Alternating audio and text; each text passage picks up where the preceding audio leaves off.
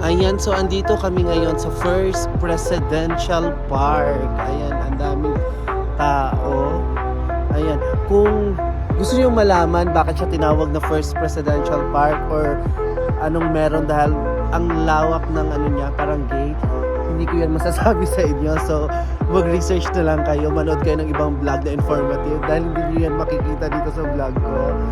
So, it's just a walkthrough kung anong makita niyo sa loob ng First Presidential Park in 5, 4, 3, 2, 1.